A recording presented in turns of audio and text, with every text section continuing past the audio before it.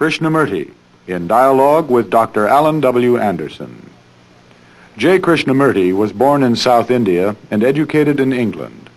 For the past 40 years, he has been speaking in the United States, Europe, India, Australia, and other parts of the world. From the outset of his life's work, he repudiated all connections with organized religions and ideologies and said that his only concern was to set men absolutely, unconditionally free. He is the author of many books, among them The Awakening of Intelligence, The Urgency of Change, Freedom from the Known, and The Flight of the Eagle.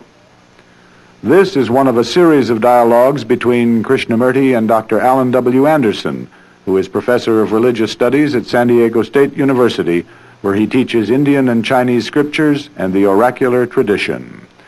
Dr. Anderson, a published poet, received his degree from Columbia University and the Union Theological Seminary. He has been honored with a Distinguished Teaching Award from the California State Universities. Mr. Krishnamurti, in our last conversation together, we had moved from speaking together concerning fear and the relation between that and transformation of the individual person, which is not dependent on knowledge or time. And then from that we went to pleasure. And just as we reached the end of the conversation, the question of beauty arose. And if it's agreeable with you, yes, I should like very much for us to explore that together. One often wonders why museums are so filled with pictures and statues. Is it because man has lost touch with nature and therefore has to go to these museums to look at the other people's paintings, famous paintings, and some of them are really marvelously beautiful? Why do the museums exist at all? I'm just asking. I'm not saying they should or should not. And I've been to many museums all over the world, taken around by experts. And I've always felt I was as though I was being shown around and looking at things that was so, for me, artificial, so other people's expression, what they considered beauty. And I wondered, what is beauty? Because when you read a poem of Keats, or some really a poem that a man writes with his heart and with very deep feeling, he wants to convey something to you of what he feels, what he considers to be the most exquisite essence of beauty. And I've looked at great many cathedrals, as you must have, over Europe. And again, this expression of their feelings, their devotion, their reverence in mason, in rock, in buildings, in marvelous cathedrals. And looking at all this,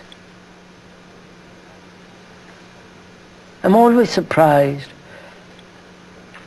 when people talk about beauty or write about beauty, whether it is something created by man or something that you see in nature, or it has nothing to do with the with the stone or with the paint or with the word, but something deeply inward.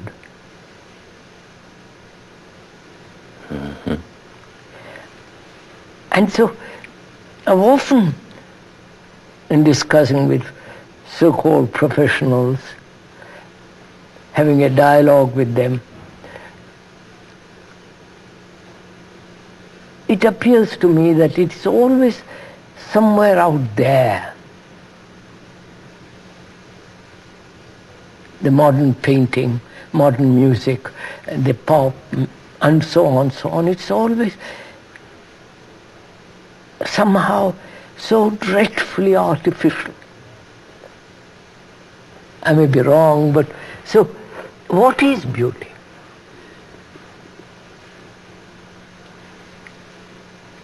Must it be expressed?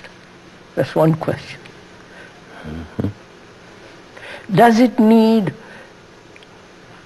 the word, the stone, the color, the paint, or it is something that cannot possibly be expressed in word, in a building, in a statue? So if we could go into this question of what is beauty, I feel to really go into it very deeply, one must know what is suffering, or understand what is suffering. Because without passion, you can't have beauty. Passion in the sense, not lust, not the passion that comes when there is immense suffering, and the remaining with that suffering, not escaping from it, brings this passion. Perhaps, and passion means the abandonment, the complete abandonment of the me, of the self, the ego. And therefore, a great austerity. Not the austerity of, as the word means, ash, severe, dry, which the religious people have made into, but rather the austerity of great beauty. Yes, I'm following you. I really am. The great sense of dignity, beauty, that is essentially austere. And to be austere,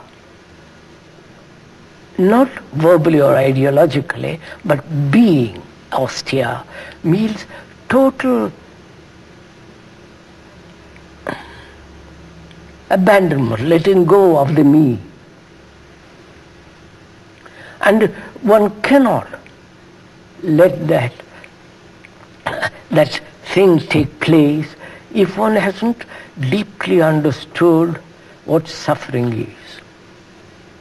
Because passion comes from the word sorrow. I don't know if you've gone and looked into that word. The root meaning of the word passion is sorrow, from suffering. To feel.